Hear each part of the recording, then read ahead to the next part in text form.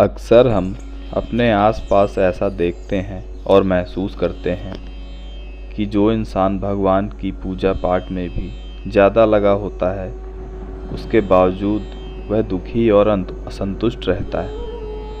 वहीं दूसरी तरफ एक नास्तिक व्यक्ति जो ज़्यादा पूजा पाठ में ध्यान नहीं देता, भक्ति नहीं करता, बुरे कर्मों में लीन रहता है, फिर भी वह सुखी और संतुष्ट रहता है।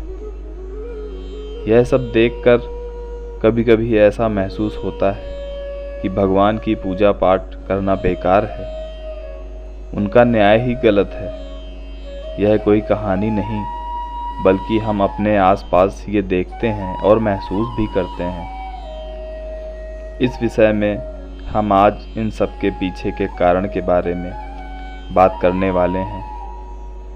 भगवान श्री कृष्ण ने स्वयं इन सब के बारे में उत्तर दिया है कि आखिर ज़्यादा पूजा पाठ करने वाले लोग अक्सर दुखी क्यों रहते हैं। इसके बारे में भगवान श्री कृष्ण ने श्रीमद् भागवत गीता में खुद इसका उत्तर दिया है और बताया है।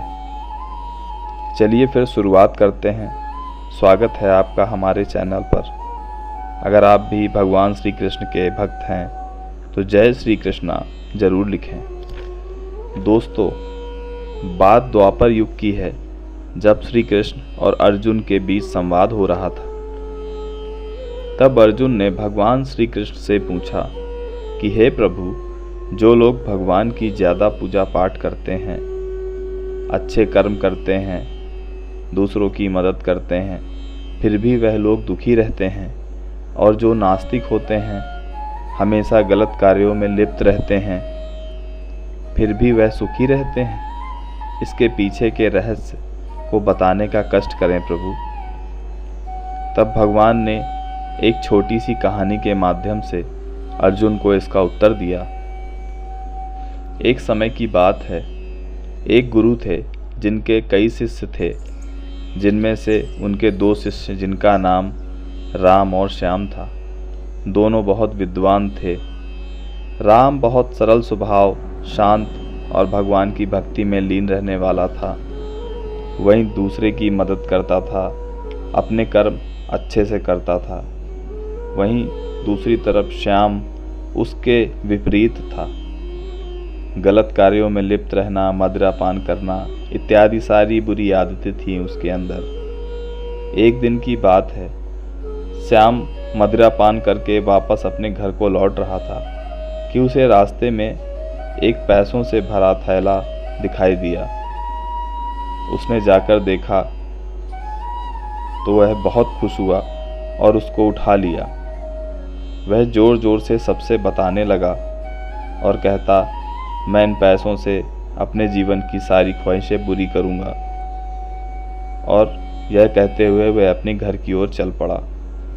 वहीं दूसरी तरफ राम, जो पूजा पाठ पूर्ण करके अपने घर को वापस लौट रहा था, कि अचानक उसका पैर एक पत्थर के टुकड़े में फंस जाता है और वह गिर जाता है, जिसकी वजह से उसे सर पर ज़्यादा चोट आ जाती है।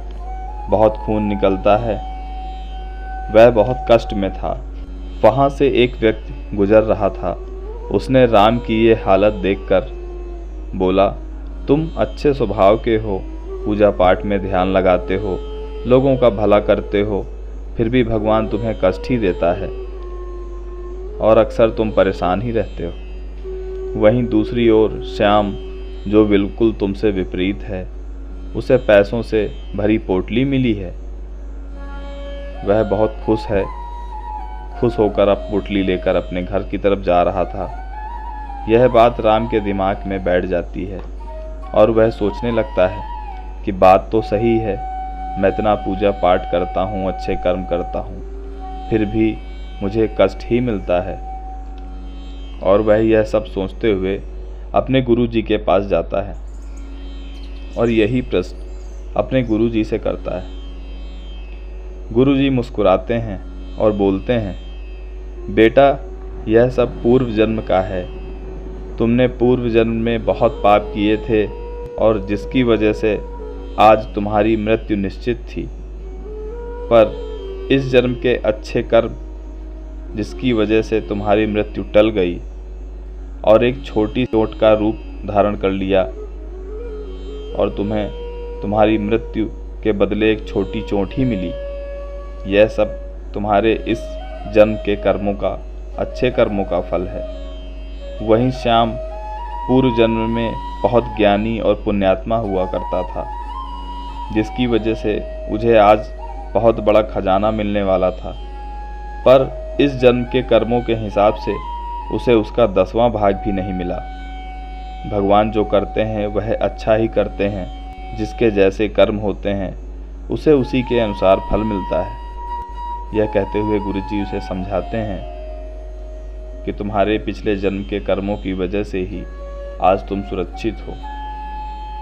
राम को सब समझ आ गया और उसे जीवन के और कर्मों के रहस्य का अच्छे से ज्ञान हो गया।